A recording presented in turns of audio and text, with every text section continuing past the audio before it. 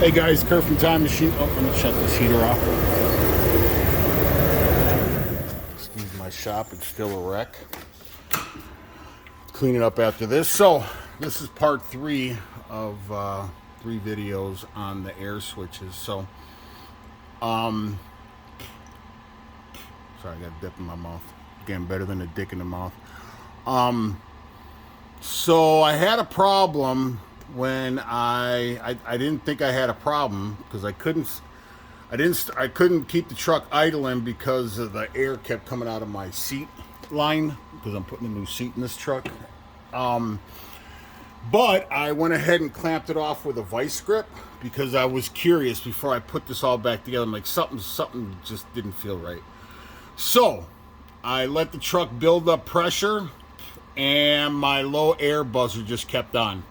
So I had a fully charged. There was 125 PSI on there, and the buzzer would not shut off. So I was like, shit, I got a problem. So I started second guessing myself because, like I put in the video, the open and the close switches. So we're gonna go over the switches, how they work. So after a few hours of starting the truck and changing this air switch and changing this air switch and, you know, checking out the wires and all this stuff, come to find out I had 2 wires swapped. So my air pressure warning air switch is down here. This is for the HVAC, I think.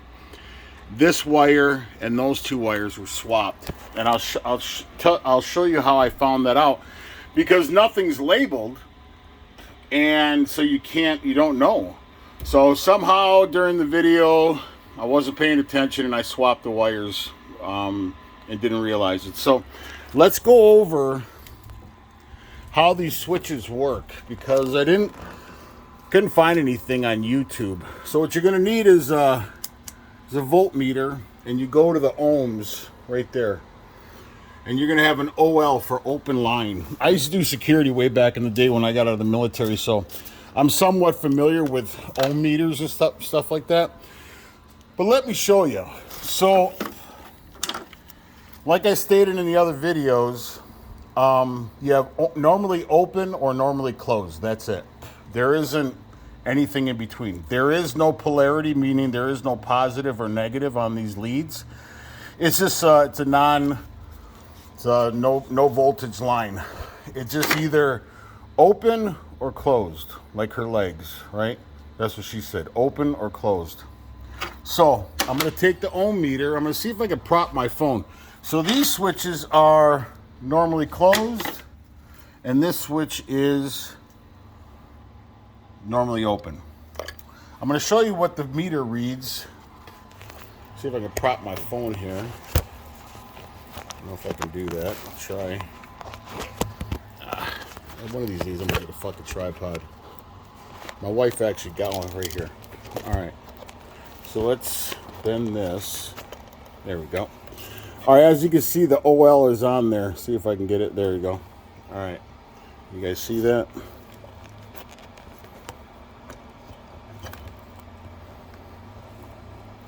Come on now. Damn it. Oh well. Alright, now you can see when I touch the 2 leads together like this, you'll see the meter change, right? Now it shows that there's a connection. That means this is closed, right? OL, leads off, open line. Together, it's closed. So the normally closed switches like that are going to read, you're going to have an OL. So what you're going to do is you're just going to, it's hard to do with one hand on this. So what I'm going to do is I'm just going to touch, so let me take one of these off.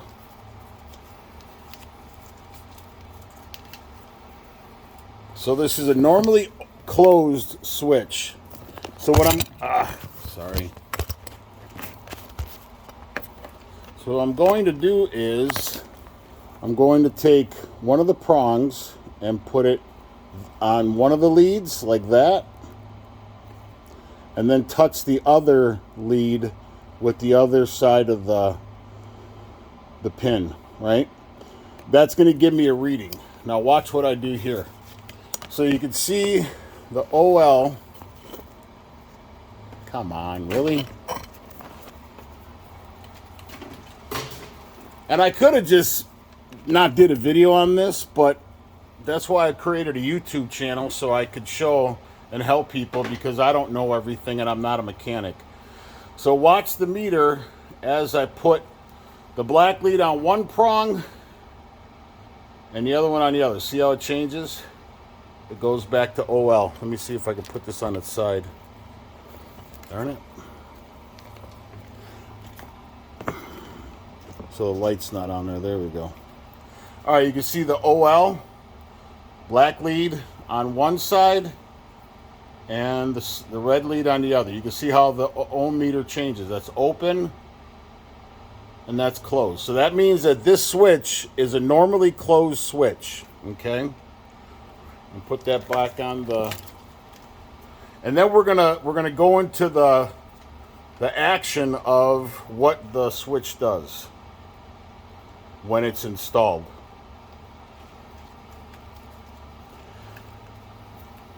All right, now I'm going to take the normally open switch, which is only one on there, and I'm going to do the same thing. I'm going to touch the black to one side and the red to the other. So black goes on one side, red goes on the other. It doesn't matter which one goes where because it's not polarity sensitive. So you can see it reads OL. Now I got the black lead on one side, the red lead on the other, and nothing changes. So I'm doing the exact same thing that I did on the normally closed switch, but if you see an OL, there's no change in the meter. That means that this is a normally open switch. You only have two types, normally open or normally closed, right? All right, now I'm gonna go ahead and I already have one of the leads unplugged, and we're gonna go over each one, and then we're gonna start the truck up, and we're gonna see how everything changes, okay? So, put these to the side. I'm gonna move my phone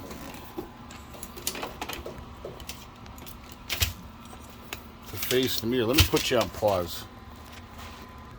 Okay, so we're gonna do this top switch here, which is normally open, which is that one right there that the leads are off. This one, okay?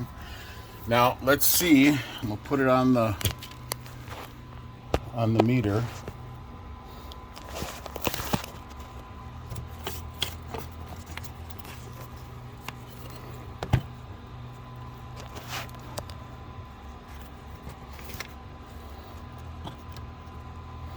All right, now I'm going to take the two leads. I'm going to touch one side to the one side, the red to one lead, and the black to the other.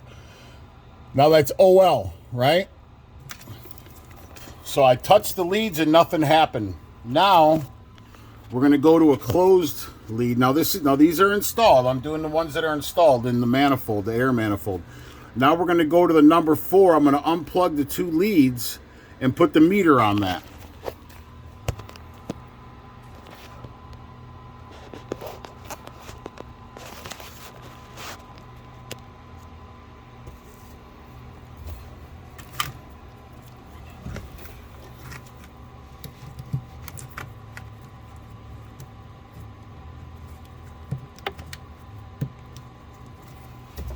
And that was the number 4, right?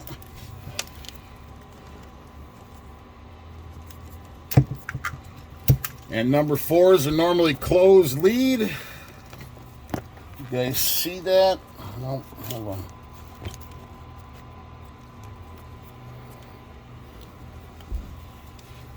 So I'm putting the black to one side and the red to the other. Now you can see the meter move. That means that that's a closed switch, okay? Now those are installed, so that means I got the right switches on the right areas. I'm not going to bore you with doing every single one. I've already checked them. So now I'm going to go ahead. I'm going to leave that number 4 unplugged. Now the thing actually, I'll plug it in just in case. I'm gonna put you on pause. All right, I'm gonna start the truck up, and I'm gonna check. I haven't checked to see if my fan clutch, because the fan pressure switch is the number 1. That's the one I pulled off.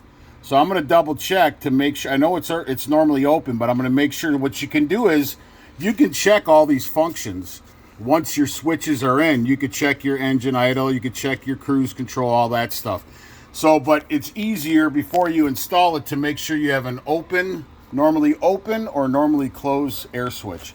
So let me start up the truck. I'm gonna let it build up pressure and I'll show you. All right, so as the truck builds up pressure, I'm getting my low air warning, and that's good because one of the air switches, actually 2 of them, you got a primary low air warning pressure switch and a secondary low air warning pressure switch. So I'll show you the problem I was having when I started the truck up after I took a vice grip and closed off my seat line. I was able to let the truck build up air pressure, and that buzzing noise for the low air kept going on, and I had proper air pressure, but the air switch it wasn't. I'll show you, but let me put you on pause. All right, guys, I got proper air pressure. I do have a little leak because I don't have my seat 100% connected. I didn't tighten down the coupling though. But anyways, so when you apply air pressure to everything, everything's still going to stay the same, normally open or normally closed. When you do an action, like when you turn on your lights, your running lights, or when you apply your brake pedal, that's what changes the switch. So then it goes from normally open to normally closed. So the switch always stays, even with air pressure.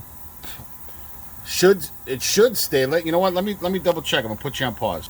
No, actually, I'm wrong. So you'll see we're on number 1. I have my leads off right there. That's the number 1 air switch, and that's for the fan pressure switch. So the truck is not idling and there's no fan on. So you'll see now, once I do this, you can see it. Now I'm going on to number 1. I'm going to touch the black lead to one side of the switch and the red to the other, and you'll see the ohm meter change. All right. So that means that when you apply air pressure, that the switch changes. So if the switch is normally open, when you apply air to the switch, it does the opposite. So instead of it being normally open, it's going to close the switch once you get air pressure to the switch. Same thing for a closed switch. When you apply, or the switch is normally closed, when you apply air pressure, it's going to open. So it's doing the opposite. That's why it's important if your switch is normally open or normally closed. So that's the way it is. And that was the problem with my cruise control. When I replaced the switch, or when I put the switch back, after I replaced the manifold, I must have switched up an open and put in a closed, or vice versa. So now let me show you the problem that I had, because I still have my air pressure. Now I'm going to put you on pause and I'm going to disconnect the line. This is how I figured this all out. Hold on. All right. So you can see my red light is on. I still have over 100 PSI on my primary and my secondary. But my low air is still going off. That's because I have the leads disconnected from the number 6 right there. All right. Now what I did was I took because I couldn't figure this out, so I took a piece of wire and I stripped back the ends, because again, it's not polarity sensitive. It does not polarity sensitive. If you don't know what that means, it means that it doesn't matter if one side is positive or one side is negative, that it's just an open, no voltage line. Okay. So what I did was I was like, damn, I have to, because I changed out all the air switches thinking maybe I screwed something up, or maybe this was wrong. Maybe because, you know, there's so many different style manifolds that I didn't, maybe I was like, oh, but then after I redid all that and I checked everything, I was still getting the low air buzzer. So I was like, well, shit, I could find the wire that I screwed up by stripping this back. I'll show you what I did. I'll put you on pause. So that's essentially what I did. Now you hear the low air, the buzzer's off, right? Now watch. Disconnected. And it goes back on. All right, so that's how I found the wire. I ended up having these two leads on this air switch. So once I unplugged this one and put it on that one, the noise went away. So that's how I knew I had two swapped wires. So that's pretty much the tutorial on air switches and how they work.